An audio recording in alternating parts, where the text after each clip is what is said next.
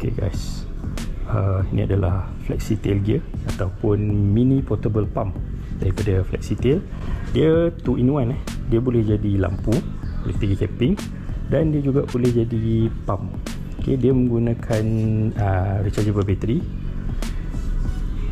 Untuk charge dia gunakan type C, dan dia ada juga satu output USB. So just emergency, kita boleh gunakan ni sebagai power bank lah untuk kita charge kita punya phone ke, kita punya lampu yang lain ke, aksesori ataupun apa-apa emergency lah, kita boleh gunakan dia sebagai power bank.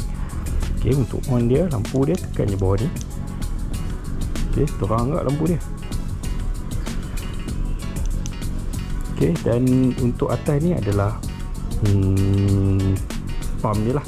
Sama ada kita nak pump bantal ke, pump tilam angin ke, ataupun kalau dalam kemah tu kita nak bersihkan pasiak-pasiak ke apa, kita boleh gunakan pump.